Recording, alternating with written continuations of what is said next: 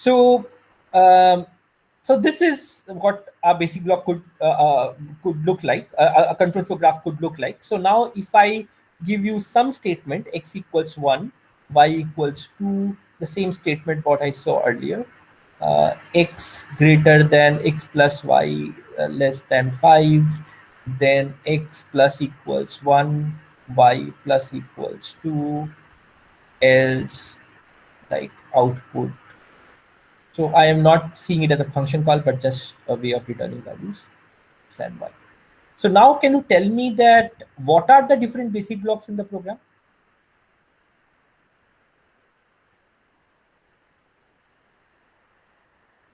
One would be like including x equal to 1 and y equal to 2.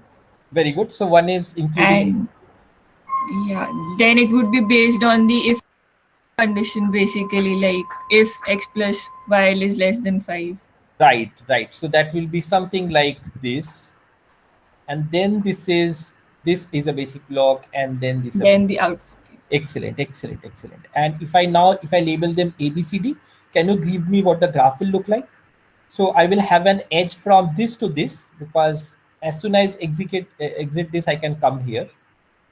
There will not be an edge from A to C, because I cannot directly jump from A to C anywhere. I'll have to execute through B. So I will not put an edge. But from B, I can directly jump into C, right? Because if the condition is true, I'll jump there. And if the condition is false, I'll jump here, right? And if there is a like a final return or something like that, then this is also a basic block. Then there will be edges going from C and D to E,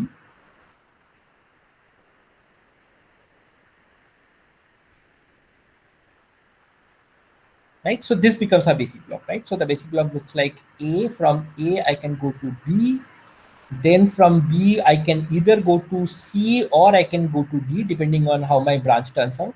And then I finally come to E. So this is what my control flow graph looks like.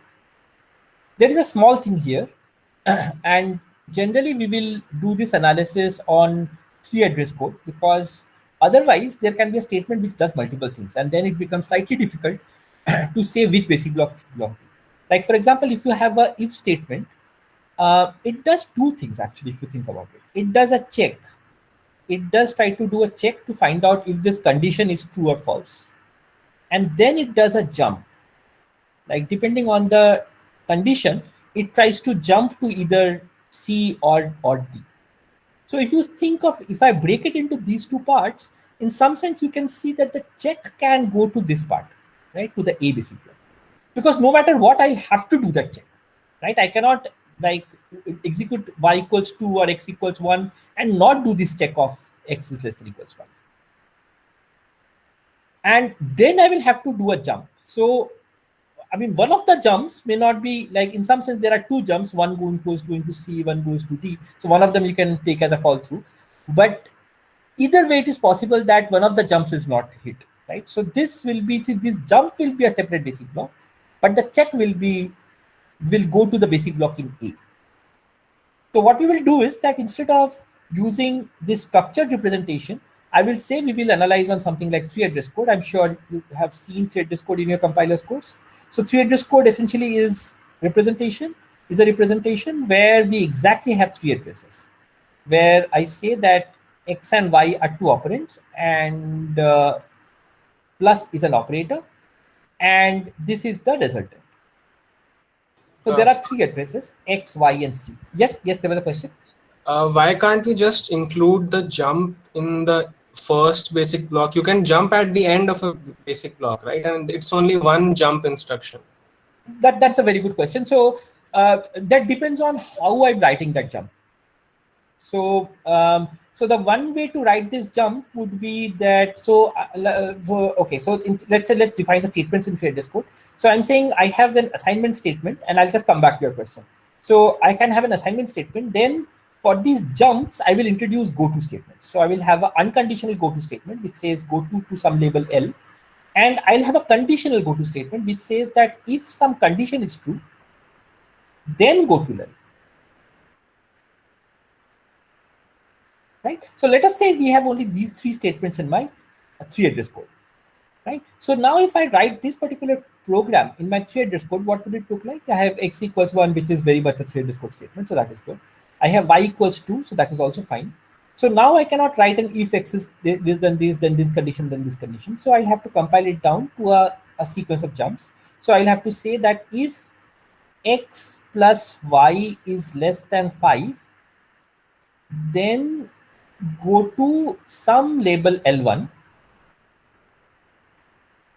and then I say go to some label L2, and then I can say the label L1 essentially looks like, again I could have written it differently, and then the basic block could have differed, but the label L1 could be essentially pointing to my basic block C, which is nothing but x plus equals 1 and y plus equals 2, and my basic block L2. So now I'll have a go to statement, say L end, and I have L2, which is my the other part, which says output of x comma y, and then again, so this can fall through into L end, and L end simply does a return, right? So just coming back to your question, for example, so this does a jump, and it does a check and then a jump to some. So this is a conditional statement. So you are very right that this particular statement can come within the basic block. So this can be included in A.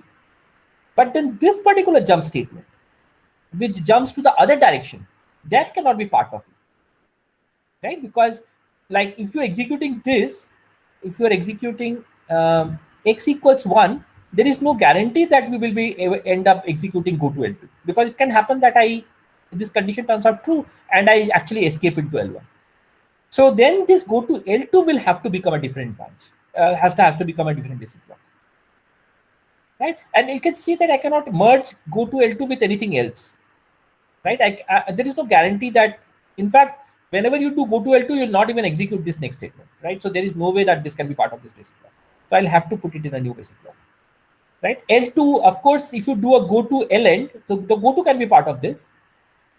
But when I do a go to L end, of course, L2 cannot be part of this basic block. So this has to become a different basic block, right? And what about this particular statement? Why does this have to be a separate basic block? Can somebody explain?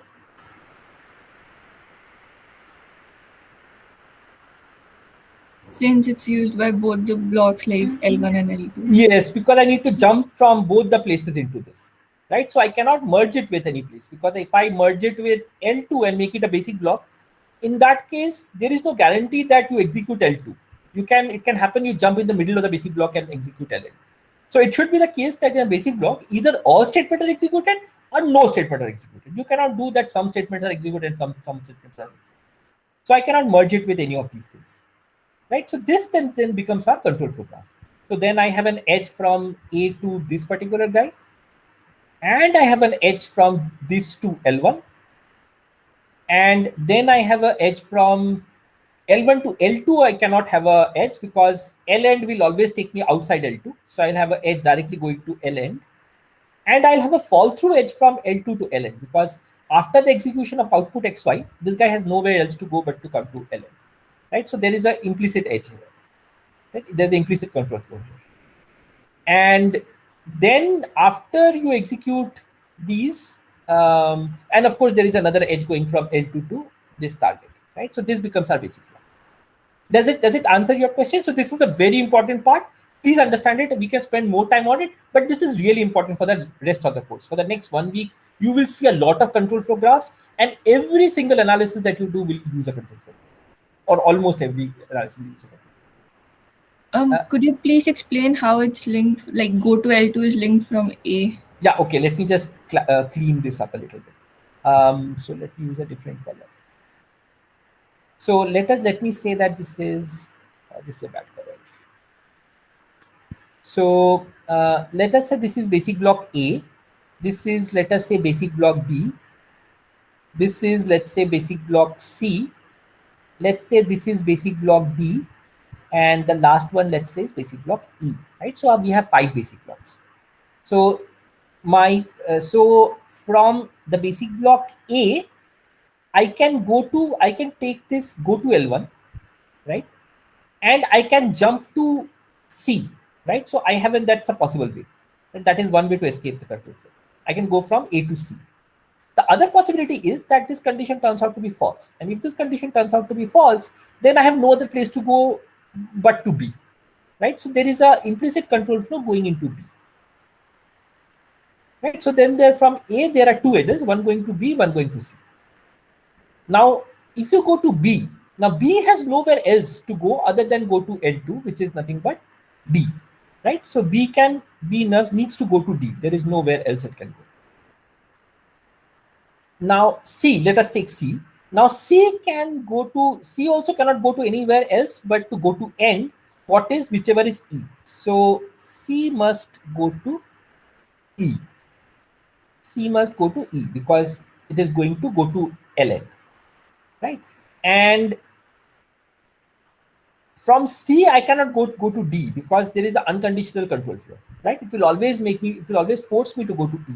It will not allow me to go to D in any case, right? So there is no control flow between C and D, right? And after executing D, like after you have executed this output, there is nowhere else to go but to execute to the next statement, right? Again, there is implicit control flow between D and E. So then this is your control flow graph. Are you clear? Yes, thank you. Okay, excellent. Right. So then we know how to make this control flow graph. Once we have this control flow graph, and this control flow graph is a pretty cool thing. I'm sorry I completely destroyed the graph behind it, but let me just ask you some question. But I think it's still sort of visible. So can you look at the control flow graph that you see behind this large graph that you see behind, and tell me. So what I've done is I've blanked out the statements. I do not care what the statements are. That is what we said, that when you do a control flow analysis, I don't care what are the statements sitting inside the basic blocks. Once I've created the control flow graph, that is all you need. You can throw away the statements. I will not care about them. While creating the control flow graph, of course you need the statement, because without them you cannot create the control flow graph, because you need the control statements, how go-tos are flowing. But after you have created the control flow graph, then you do not need the statements at all. You can just simply throw away the statements. Now, so I have completely thrown away all the statements. I have just represented them with some names, 1, 2, 3, 4, some IDs. Now, can you just look at this particular statement, this particular basic block, and tell me what is the statement it must contain? Can you tell me at least one statement this surely must have? Some looping statement. I'm talking about two. Okay. It must have a branch because it has two paths that it can go to. Yes. So it must have a branch because it has, so then it must have a branch because it has, it has two outgoing edges, right? So like there is a possible, so there must be a way of, it is some sort of if then else statement, right? Which is going to two parts, or at least a if else statement. In fact, you can also say if it's an if then else statement or a if else statement. Can you tell me that if does it look to be an if then else statement or a if else statement? So I'm now forcing you to go higher. So we did this on a 3 address code, but then even looking at the control flow graph, you should be able to understand the C structure, the structure of the C code. So it's that descriptive. So can you tell me whether it looks like a if then else statement or a if statement?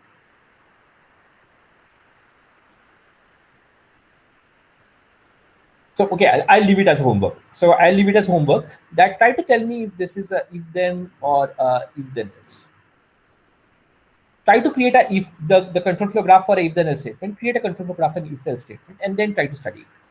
So your question as to there is a looping somewhere, that is also true. I sort of missed it. So I can see there are these two back edges coming in. But can you look at this particular loop and tell me the type of the loop, whether it is a while loop or a repeat until loop? What does it look like? It's a repeat until loop because either it's a repeat until or it's a do while loop because the condition is being checked at 2. Yes. So yeah, so C maybe the repeat until is written as a do while. Other languages we call it repeat until. So this is like in C language, this is something like a do while loop, right? Because it is the condition is being checked at the end and it goes out. right? So it looks like it's a do-while loop. I'll give this answer that it is actually an if-then-else statement. There is another loop, and this looks to be a nested loop, right? One loop seems to be contained within the other. So even without knowing the statements, I could tell you so much about the program, right? And can somebody tell me that what does this particular edge signify? What could be this particular statement 4?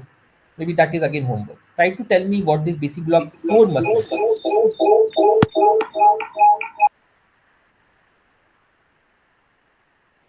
I think you switch on your mic again. I think it will be okay. Because I think both of us were talking. I think Oh, there is still a disturbance.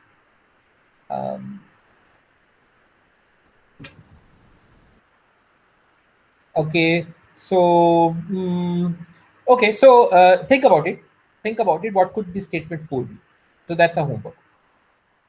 That's a homework. So homework is tell me what statement 2 is, and tell me what must be there in statement in basic block 4. And all I'm trying to say is yes, exactly. It's some form of break.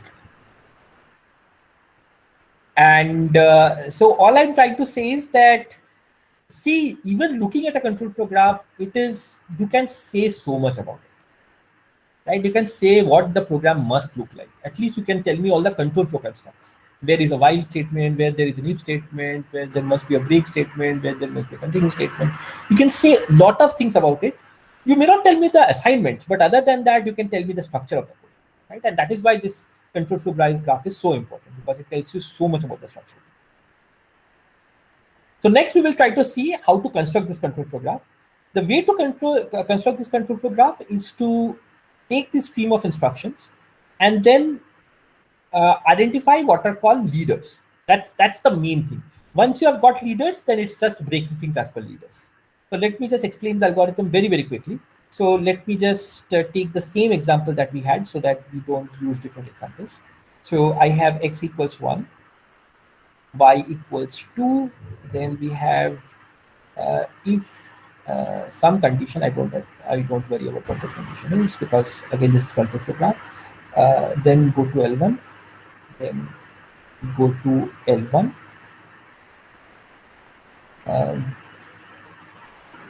then you have go to L2,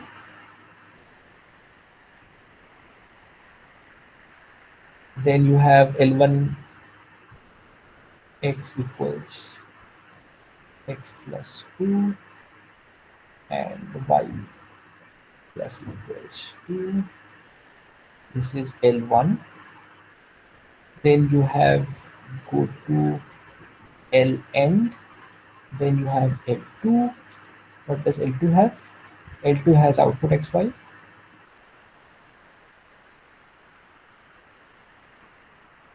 Then we have L end as a return statement. Right. So let us say this is a control flow graph.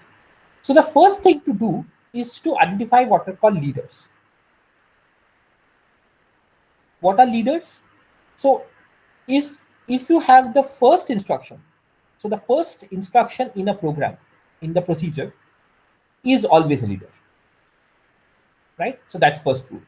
The second rule is targets of jump instructions. Whenever you have a jump instruction and you're jumping to a label, so any label that is a target of a jump instruction, and most of the times you will have labels, and like if you have a label, very likely there is an instruction jumping into it.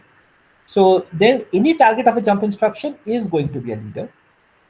And instructions following jump instructions, no matter what jump instructions, either it's conditional jump or unconditional jump, any instruction following that jump condition is going to be a leader, right? So these are the 3 rules of leaders. So let us go to this program and find out what are leaders. So this particular thing is a leader. Why is this a leader? Because it is the first statement in the procedure. This statement is not a leader because it does not satisfy any of the conditions that we talked about. This statement is again not a leader This statement is a leader. Because why is it a leader? Because of rule 3. Sorry, it is because of rule 3, which is instructions following any jump instruction is a leader, right? So this is a jump instruction, like it's a conditional jump instruction. So this statement is following that, so this must also be a leader. L1 is a leader. This statement is a leader because this is a target of this jump. Remember, targets of jumps must be a leader, so this must be a leader. This is not a leader because this does not satisfy any of the conditions. This is not a leader, that does not satisfy any of the conditions. This is a leader because this is a target of this jump instruction, right? So this is also a leader. And this is also a leader because this is a target of this jump instruction. That's it, right? So you identify which are leaders. Next thing you do is very simple. You just break things at leaders, right? Just before the leaders, you try to start creating boundaries for basic block. So this is my first boundary because that was a leader. The next leader is this one.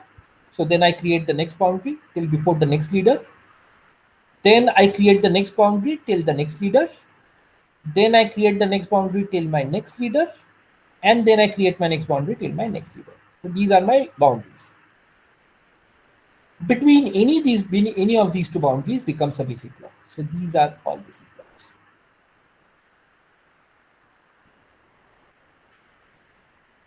And then you know how to, so these are the exact basic blocks, remember what we created here.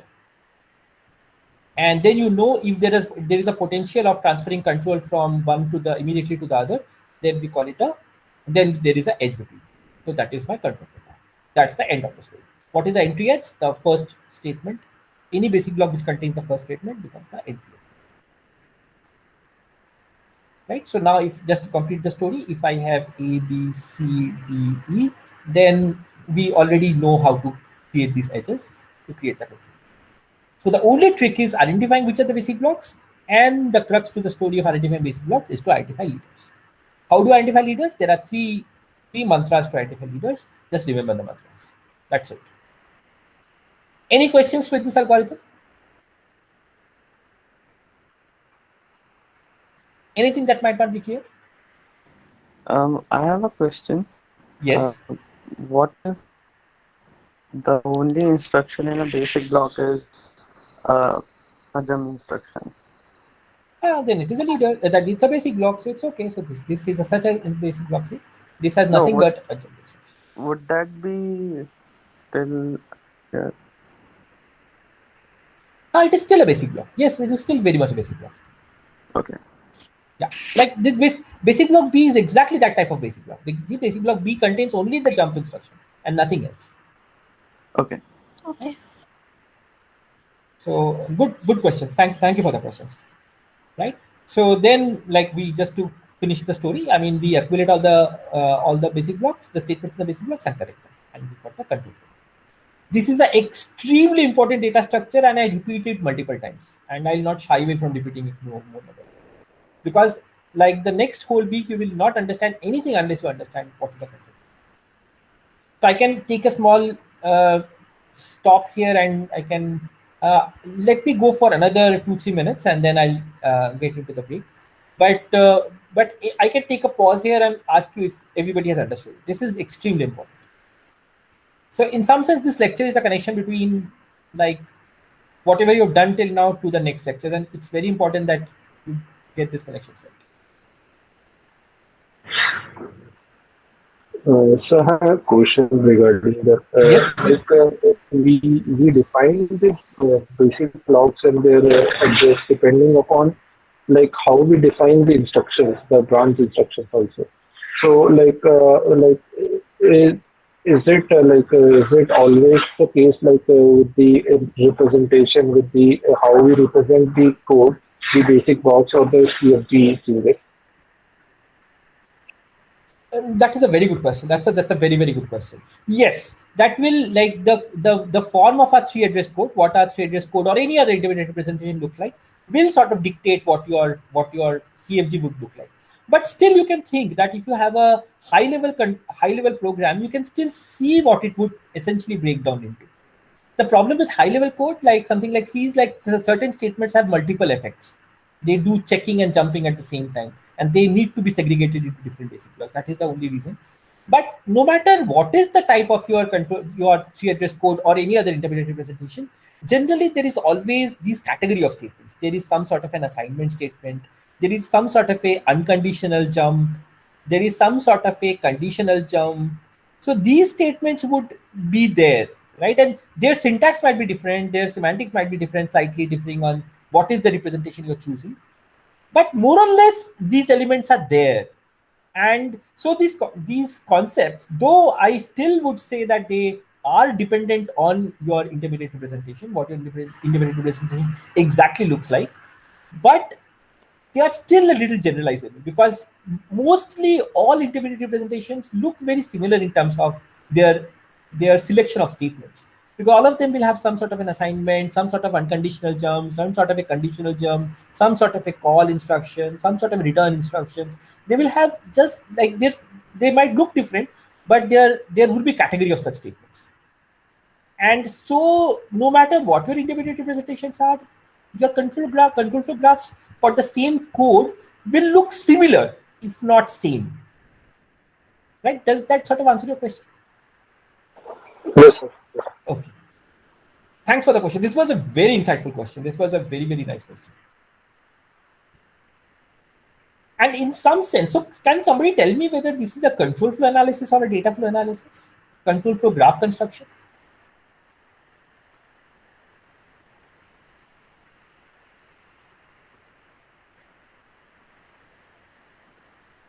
Yeah, so it's a tricky question. So the thing is that here you need to only look at your labels, but you never will have to worry about the value sitting inside the variables. Because I do not care about this condition, like if this condition was x plus y is less than 10, I don't, I never will have to evaluate it. I can just say there is some condition, because I have to take both the branches, whether when it is true and when it is false. So both, it will have edges to both of them. So this is still a control flow analysis, right? But it requires these labels, where the labels go. But this is a part of control flow. Like jumping to a label is a part of control flow. It is not part of a data flow. Right? So this is still a control flow. So I have a follow-up question for this. Yes. So if we have, well, suppose that if condition we set it to 0, always, like suppose that it will not be taken anytime, then still in the CFG there will be this C node where we will jump to L1. Very good question. Very good question. Very, very, very, very good question. So if you have something like if false, then go to. So the point is that like you do two things. Either you do an optimization or you eliminate it completely. That is one way to do it. But once you're doing when you're doing control flow graph construction, in that case, the control flow graph construction will never look at what is the condition. It will never try to interpret the condition again. So it will still assume that it can both be true and false. So there can be some branches in the basic block, in the control flow graph, that will never get executed. That can happen. But it is surely we will not be missing any branches. There will be no branches that we missed out, but it is possible that we do not execute all the branches that are there. It is not possible to execute all the branches. So when you're doing control flow analysis, you're not allowed to reason on the values of different things. The value of a condition, the value of a variable, you're not allowed to look at them. So yes, to just go back to your question, yes, it will have a branch edges to both sides, the true side and the false side. Thank you.